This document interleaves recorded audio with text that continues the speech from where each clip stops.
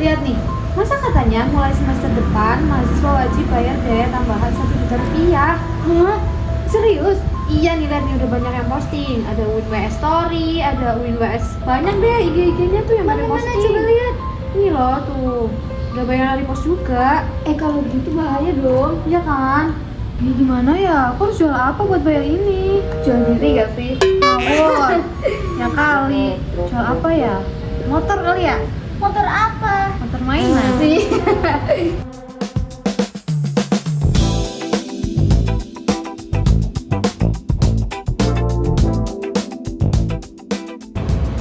Nel, kamu yakin beritanya benar? Ya yakin lah. Kenapa yakin? Ya soalnya udah viral banget loh ini. Karena itu doang alasannya. Ya iya. Lah, kalau besok bumi itu viral, ternyata bentuknya ketupat, kamu percaya? Ya, cuma aku pikir-pikir dulu lah. Nah kan? Kalian ngomongin apa? Kok seru banget nih? Itu katanya ada biaya UKT tambahan dari kampus, mana 1 juta lagi. Dari mana infonya? Ini loh, aku tadi lihat di IG-nya WinWS Story, tahu kan? Itu mah belum tentu valid. Oh iya. Iya. Gimana dong kalau beritanya benar? Ya kan, mana aku nggak punya duit lagi. Ya aku belum siap banget kalau beritanya benar. Iya, aku juga. Terus gimana dong kita? Ya udah, mau gimana lagi? Bingung bareng-bareng kita. Nggak ada solusi banget. Sebenarnya masalah utama itu bukan cuma hoax. Maksudnya? Banyak orang yang tidak bisa membedakan fakta, non-fakta, dan opini. Fakta adalah informasi yang bisa dibuktikan kebenarannya. Misalnya, kampus mengeluarkan surat resmi tentang biaya kuliah. Kemudian ada non-fakta. Non-fakta adalah informasi yang belum terbukti kebenarannya atau informasi itu tidak sesuai dengan kenyataan. Contoh, adanya informasi tentang biaya tambahan yang belum tentu sumbernya itu dari mana. Nah, yang terakhir ada opini. Opini adalah pendapat seseorang. Kalau misalkan aku ngomong kuliah di Wali Songo kok mahal banget ya. Nah, itu belum tentu semua orang setuju dengan pendapat itu karena mereka mempunyai perspektif masing-masing.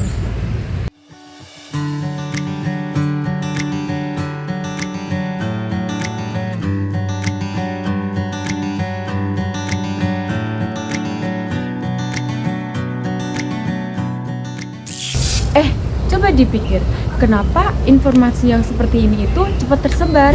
Karena banyak yang share mungkin. Iya ya, terus juga orang-orang tuh males buat ngecek ulang loh. Betul.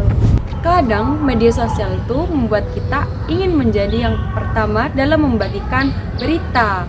Padahal yang lebih penting adalah memastikan berita itu benar.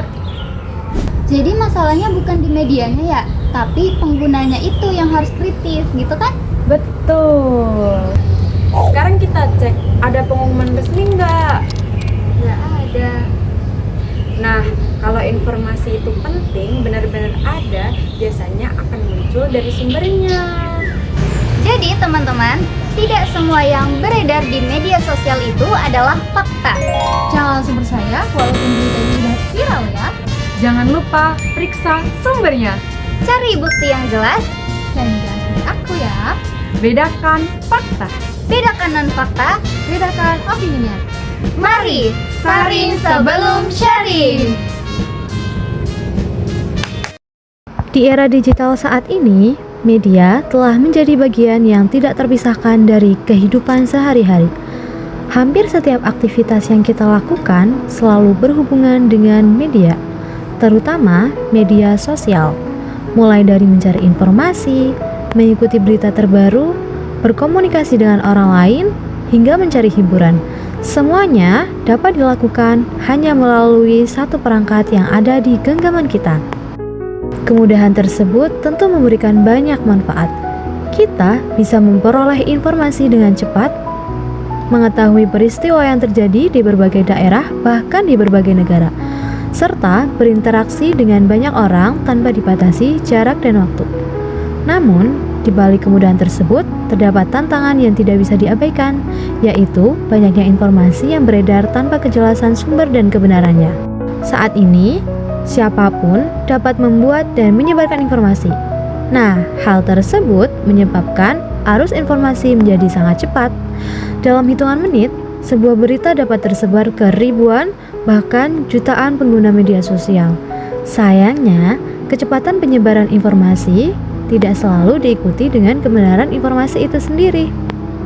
Banyak orang masih menganggap bahwa informasi yang viral pasti benar.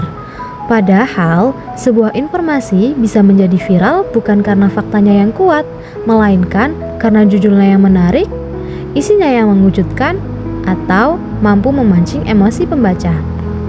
Akibatnya, masyarakat seringkali lebih fokus pada sensasi daripada memberikan kebenaran informasi tersebut.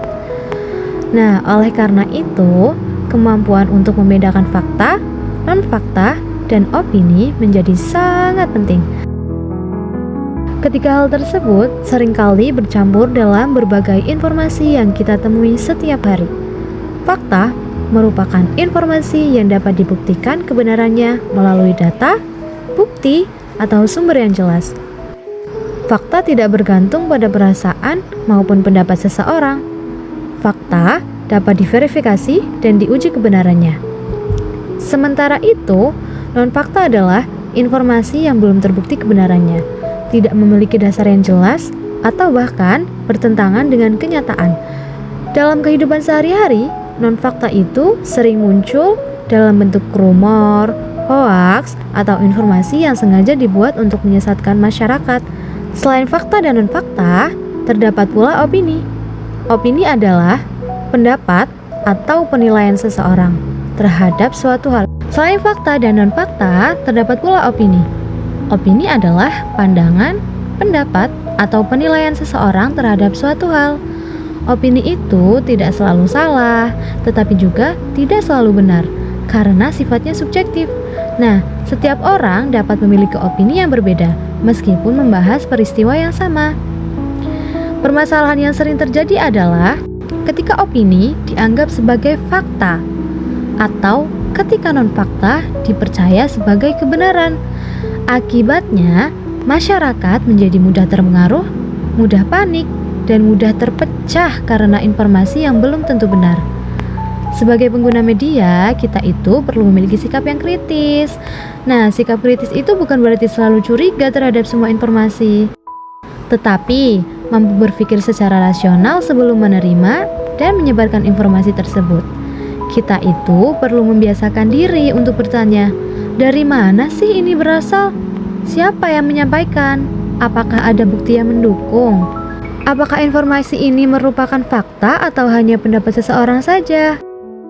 Kemampuan berpikir kritis menjadi semakin penting karena setiap pengguna media memiliki peran dalam penyebaran informasi. Satu kali klik, satu kali unggahan, atau satu kali membagikan pesan dapat membuat informasi tersebar kepada banyak orang. Jika informasi yang dibagikan adalah fakta, maka hal tersebut dapat memberikan manfaat. Namun, jika informasi yang dibagikan ternyata tidak benar, maka dampaknya juga dapat dirasakan oleh banyak orang. Oleh sebab itu, tanggung jawab dalam bermedia tidak hanya berada pada pembuat informasinya saja, tetapi juga pada setiap orang yang menerima dan menyebarkannya. Menjadi pengguna media yang cerdas berarti tidak mudah percaya, tidak mudah terprovokasi, dan tidak terburu-buru dalam mengambil kesimpulan. Pada akhirnya, media hanyalah alat. Dampak yang ditimbulkan oleh media sangat bergantung pada bagaimana manusia menggunakannya. Dengan kemampuan membedakan fakta, non-fakta, dan opini, kita dapat menjadi masyarakat yang lebih bijak, lebih kritis, dan lebih bertanggung jawab dalam menggunakan media. Karena informasi yang benar dapat memberikan manfaat bagi banyak orang, sedangkan informasi yang salah dapat menimbulkan kesalahpahaman, kepanikan, bahkan kerugian. Maka dari itu, sebelum percaya, periksa terlebih dahulu ya. Sebelum membagikan, pastikan kebenarannya. Dan sebelum mengambil kesimpulan, pahami informasi secara utuh. Saring sebelum sharing.